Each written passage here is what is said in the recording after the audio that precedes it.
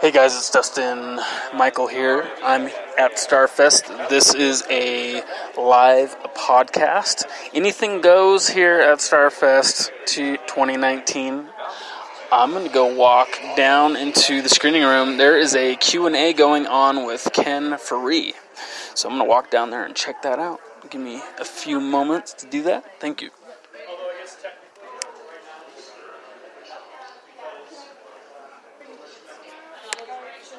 So I'm going to go in here, and hopefully you guys can hear the Q&A. Her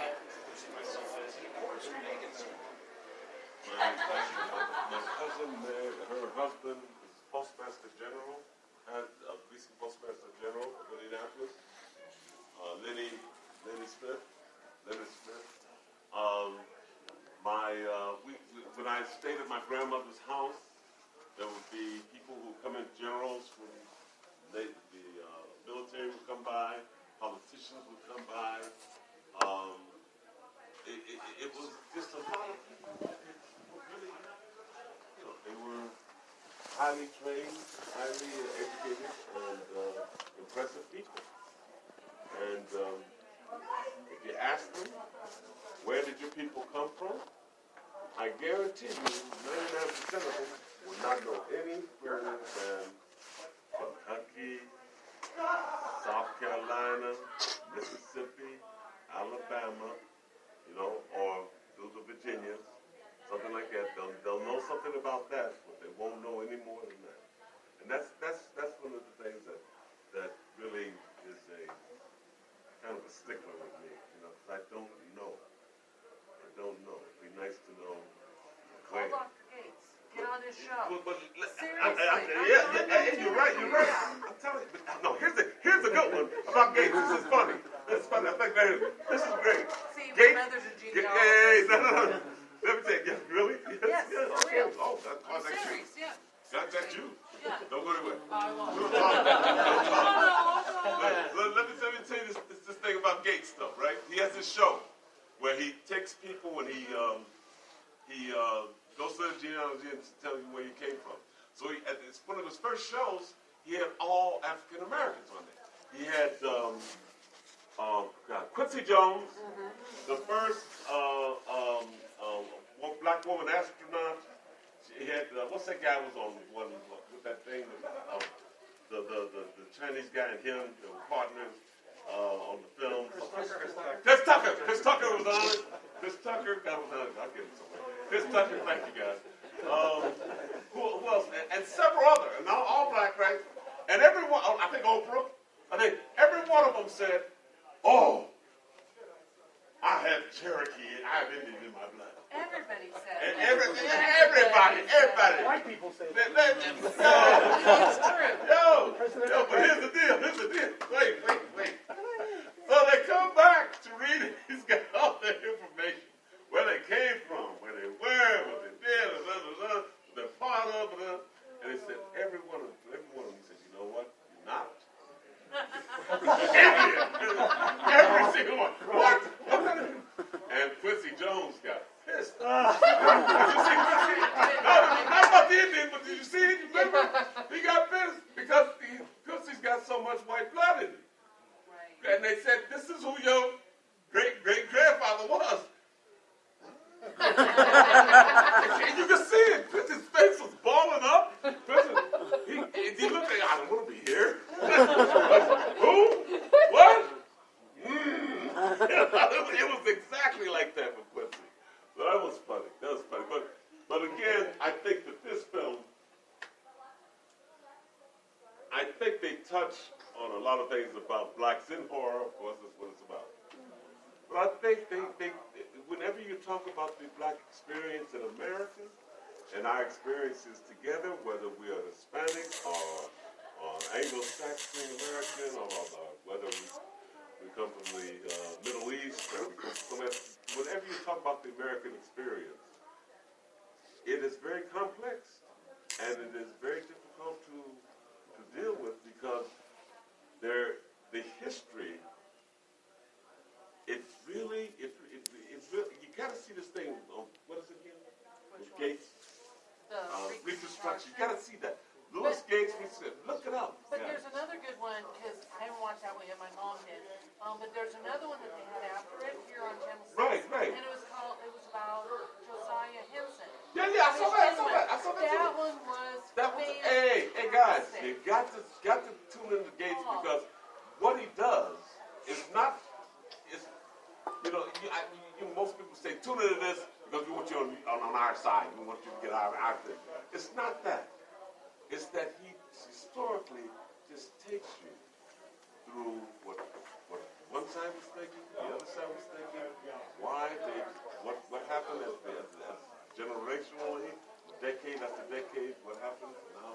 What determines your family also, it becomes, as this is what my mom always says, it becomes personal, but you also have to realize what's going on around. Case in point, we had relatives.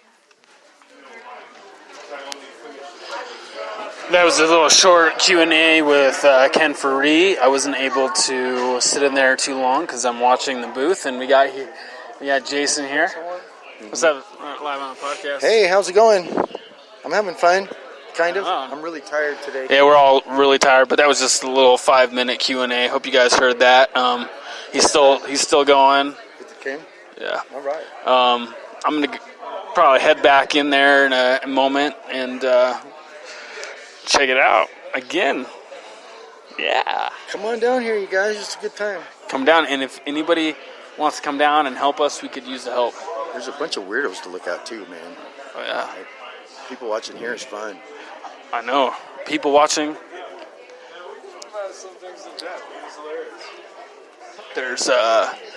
There's magic tournaments going on down here. There's all different types of games down here. I'm gonna sneak back into that Q&A. Cool.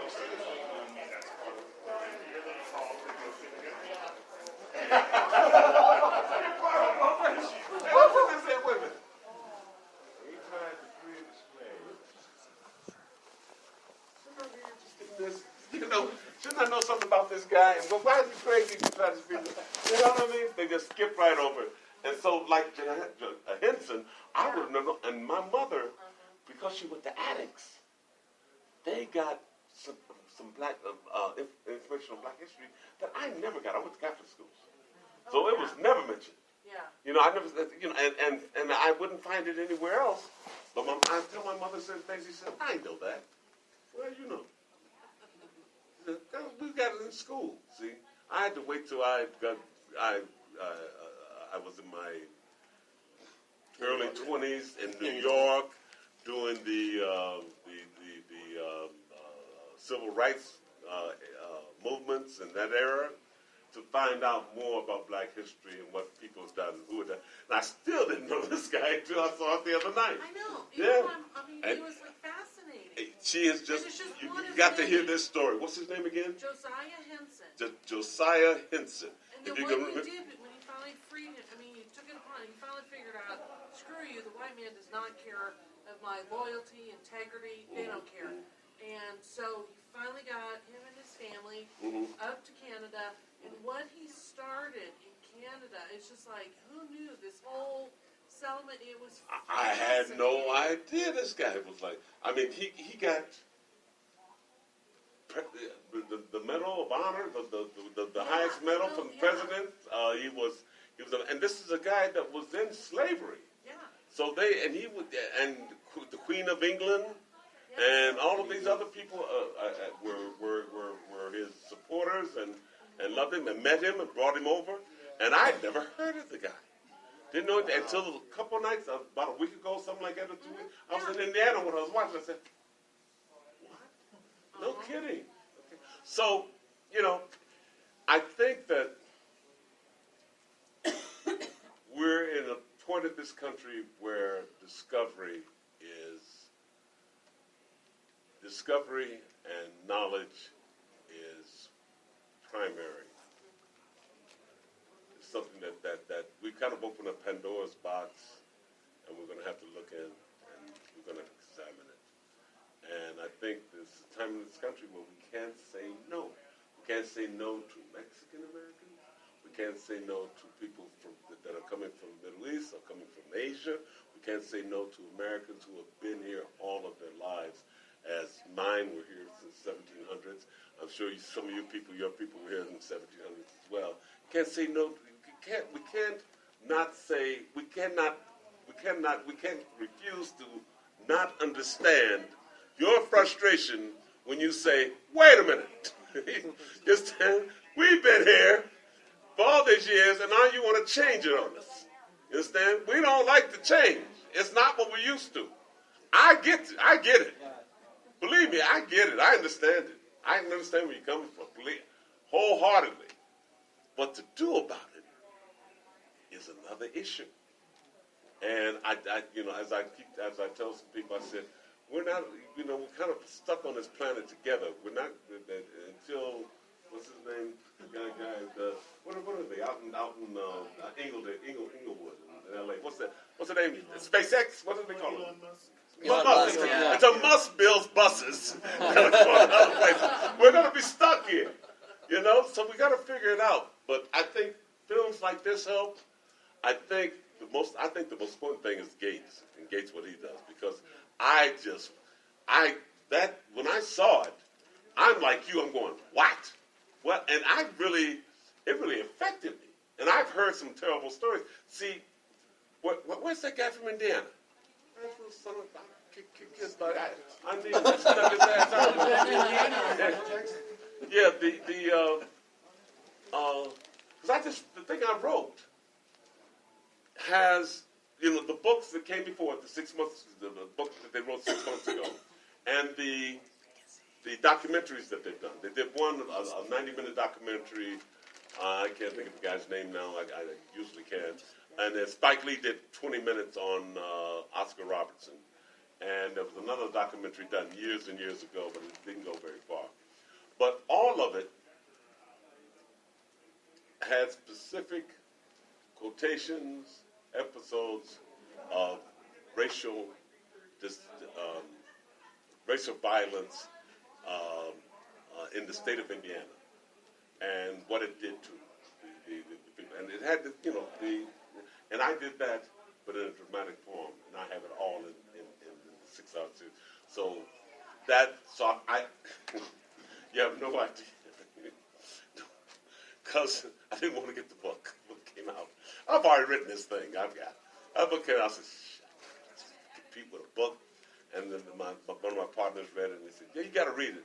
And so I read it, and I was so pleased because every point that they made about either the history of Indiana basketball, the history of the school, the things that happened in terms of lynchings and violence, I had in my script.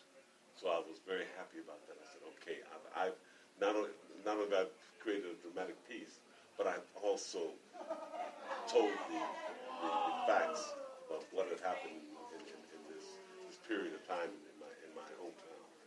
So, anybody got a question? I'm just every time you say something, I find something I can run with, I'm sure Brad has a question. Well, I've got several, but Come on, run it, Greg. Run it. all right. Run it. I was going to say you've gone by many names in films, like Bubba Brownlee from Beyond, Yeah. Benny from Leatherface. Your favorite movie character Marvin from Death Spawn. Stop that. Me and him. We have a Death Spawn. Death Spot. He's a fascination for this film. Now let me tell you something. This film. Hold on. Let me tell you something. This film had. Okay, hold it. Ladies, put your hands here. Guys. There's some beauties in this bitch. They were gorgeous women. They're everywhere. It's very, very nice. Because it's a spa, So very gorgeous ladies. But they made this spa, or this workout place, and I don't know where they got that, someone made that stuff. It wasn't like they rented it and put it in there. Some set designer made exercise. That's like gold gym stuff, but it was corny. It really wasn't. And we had a stunt. I had to go through the glass window. Remember that? The stunt there? But they got this guy, the stunt man for me, from Black Stunt. Yeah, I forgot the Stunts Unlimited and all that stuff. Black Man Stunt. So they got this guy, and he was a light skin, but and I found out he's from Indianapolis. So I said, "Oh, great, man, this is great." So we talked about hometown stuff, and so the stunt. And I said, "What, to go through this window?" He said, "I can do this. I don't need it. I was younger. I did my stuff. And this is not like a window on the second second story. This is the window that's where you're sitting, and I just run over, ping through the plate glass, and I'm on the other side. Done deal. Stunt's over." So I learned, because I used to do it to all my stuntmen. I say, when I worked a lot in episodics and stuff, and I had to do something, I always had a stunt guy there for me, so I got to meet all of them. And they would say, "This stunt," I said, "No, I was macho. I said, I'm going to do my own stunts." And I would tell the stunt guy, "Now you just sit here and do that." And after a while, I noticed that they would be looking at me with that one cock eye up, kind of looking to the side on me. I said, "What's wrong?" And a couple times they said, "Well, if you do it, we don't get the bump." I said, "Oh, so I'm in this guy's rice bowl." You know what I'm saying? I said, "Oh no." So I stopped that. So anyway, now hold it. Let's go back to this Death Star. Oh, it was enjoyable. If you can understand it, if you can figure it out. We'll talk about the glitz tomorrow, boy. If you want to hear a really great story about filming, come tomorrow and see the glitz and I'll do the Q&A after. I'm gonna tell you stories about this thing you're not gonna believe. Anyway, so the guy from Death Star, we got to be okay. He's from Indianapolis. So I get another job later, a couple years later. And I'm shooting in Indianapolis, my hometown. And they're going to get me a stunt guy. And I said, "No, wait a minute. I have the guy. I have a guy, And now we'll get somebody there." No, so I convinced the director, producer. I'll never forget. He's great. I'm not going to mention his name because then you put the stunt guy together and I don't want to be ratting on him. But anyway, the guy was a wonderful producer. I love him to death. I hope he's well. I got to find out. He's a little older. But finally I convinced him to take this guy, right? Because he's from Indianapolis anyway. I'm giving him a free ride home. Gets to make a little money. Does some real stunts this time for me, some dangerous stunts, and he gets to see his family. I'm trying to do the right thing. So I get there. He comes in, a couple days later or something like that, a week later, do the stunt. He comes in and he says, "Well, you going to see your family tonight?" I said, "Yeah, I'm just going to go with my cousin. Because most of them are dead, but I'm going to spend my cousin is here." And then I said, "Okay, you got to shoot tomorrow, right?" He said, Yeah. So don't do it, get some early sleep. It's a big, he had to shoot a car flying over a bus and crashing into something else. Okay? This is a big stuff, all right? So, I'm in bed because I'm not working. They're doing the stuff the next morning. I'm not even doing this. You see, just cheer for me because when you'll scream, yeah, that was me. Yeah. So, I get a knock on the door. You deal with this, that. I get the knock on the door. I go to the door and say, "It's him." What you doing there? "Oh, man, So he's walking in. I said, "Sit down, what happened?" "They fired me." I said, "What? How did they fire you? For what?" He had alcohol in his breath from the night before. It's a big stunt. And the girl was going to be sitting, because there's a woman, an actress with me, but there's a stunt girl for her. She was going to sit with them in the car as he goes over the stage. Didn't want to do it with him. And so they fired him. So now, not only have I changed the producer's mind, almost insisted that he frame this guy as a personal favorite of me. And now this guy has screwed it up for me. So they end up painting the guy black, and they did the thing. Yeah. Yes. Oh, man. So that was your guy from that style. Was there. That was an interesting shoot, I'll tell you. There's a lot of people who, well, I'm just trying to think. A lot of people who this business is so difficult because several of the people that were leads in that film, I haven't seen them work since, almost. One of the girls, the girl lead, I think she did a film with, what's his name, not Emilio, his brother, on television. Charlie Sheen. I think when he's doing one of those wild kind of things, those action movies, those comedy action movies he's doing, I think she did one of those or something like that. She did something else, and then I saw her at a signing once, and she hasn't worked since. A lot of the people that and this is the strange thing about this business. You think this business is all, it's just glamorous, and you're going to work, and you got fans, or you have this, or you're going to work on this film, and you're going to do this.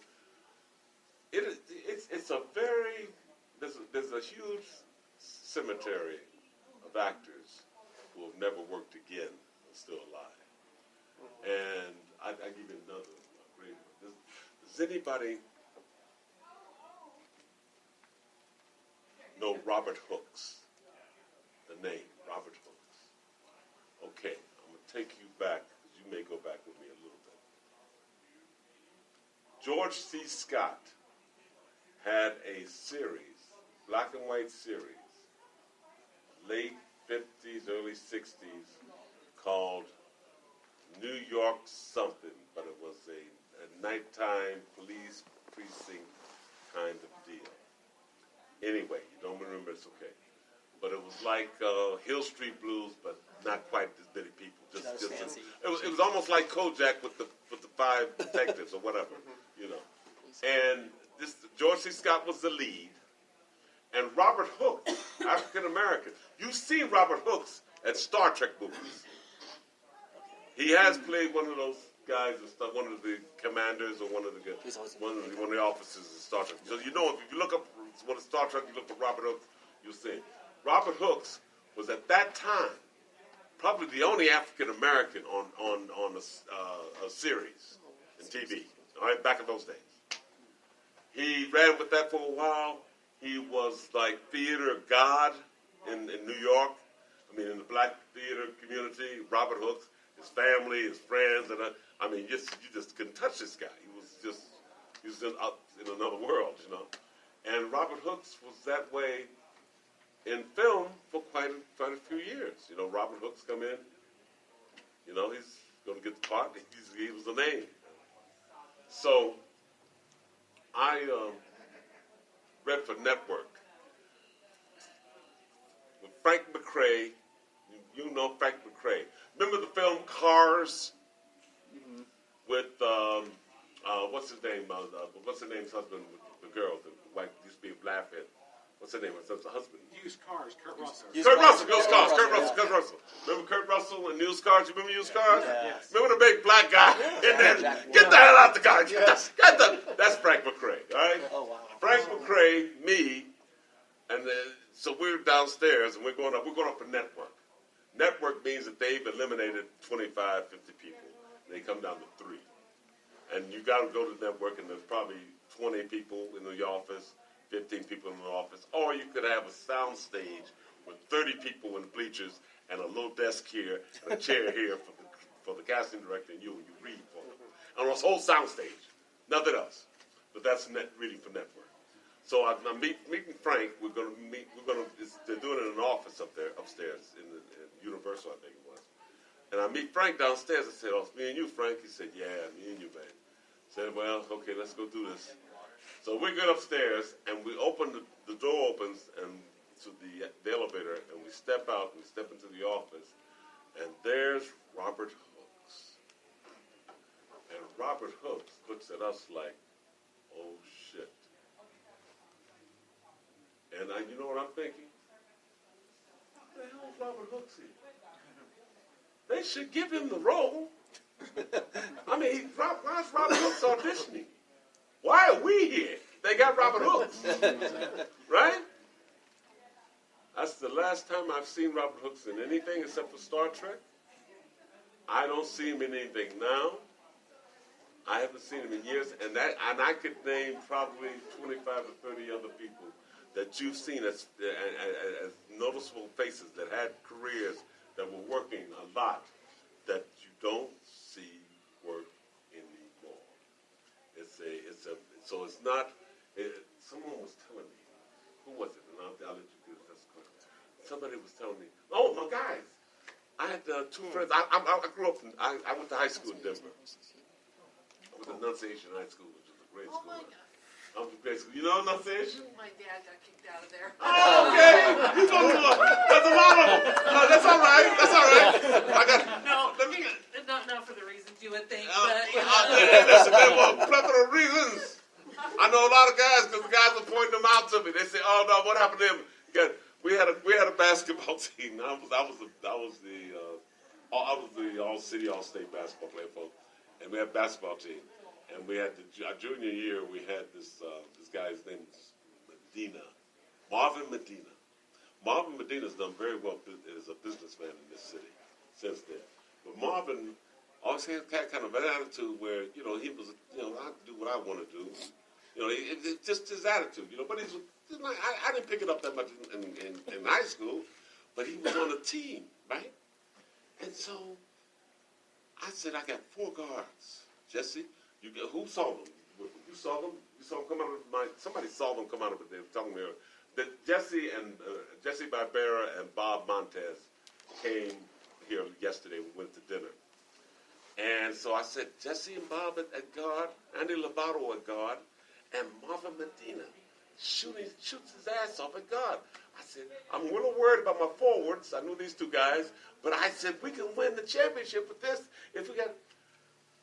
Coach said something to Marvin about shooting or defense or something one way or another. Marvin said, no, I'm not going to do it that way. And Coach said, get the hell out of here. And I did this. Oh, no, wait. Coach, oh, I need him. This is the guy. Don't do this. So, what did I tell you? Oh, so, Jesse and Bob, we went out to dinner. And we talked, and I told him some stuff I was doing, what I've done. But I haven't seen him since high school. That's 50-some-odd years ago. So we're talking Bob Montez. Let me just give you something about Bob. Bobby Montez.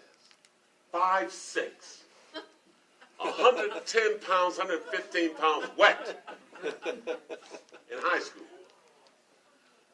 This son of a gun played center on the offensive line for the varsity team and kicked everybody's ass that came against him. Guys my side to kick that. After practice, and we have brutal practices. We have practices, they say, okay, we got to run back from the park where we practice back to the school and change the school, take a shower. And they said, run all the way, the coaches. We start running as soon as they got out of there. We walk back. It's terrible. Bobby Montez, after practice, took off his helmet, took off his shoulder pads, and started his cross-country training after practice. Holy cow. Bobby Montez went to Vietnam and re-upped 3 times. Holy cow. I got people that once they were in Vietnam, they wanted to be in the Army. They say, well, I would like to make a career of it. My cousin being one of them. He was like, they put him in LBJ, Long Bench Jail, as a guard, one of the guards. But I know they wouldn't want him out of the bush because I know my cousin. You understand? I had to fight for him. He ain't fighting nobody. So my cousin said, I know he would like the Army because it's regulated. My cousin's kind of that way, Block. But nice guy. Minister, not a minister, he's a deacon in the church. He's done all the right things in his life as he should. He's just that kind of guy. But he's no fighter, okay?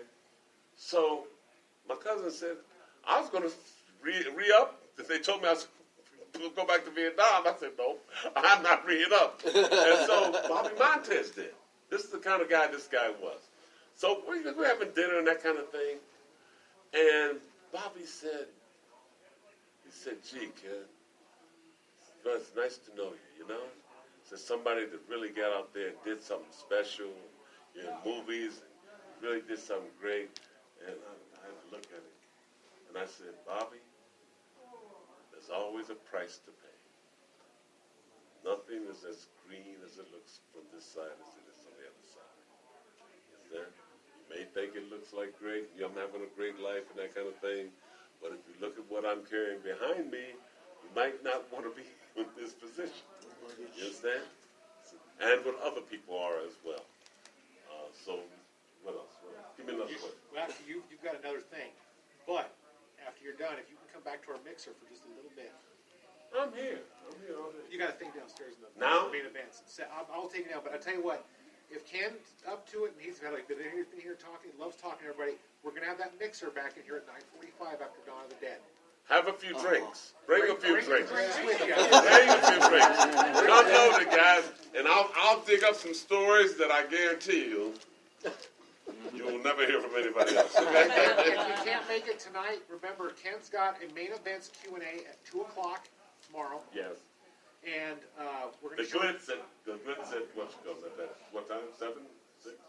the Rift. We're gonna show The Rift. We're gonna show Glitz. at 6:00 in here, That's another one of my films. and then 9:00 we're gonna show Leatherface Texas Chainsaw 3 in the big Aspen room at 9. At 6 o'clock, Here for the Rift. after the Rift. So you gotta come. If you can, you gotta come. Because I'm gonna tell you some stories about this one that will just blow your mind. Really is. It's gonna be a great evening. I specifically chose the Rift because for several reasons, because it's one of the latest, but also because of the stories behind the son of a gun. All right? So If you can, come back later. Yeah. Ken will can stay I'll as be long as here. you I'll want. come back tonight. I'll come back later and we'll talk if you want. Thank you.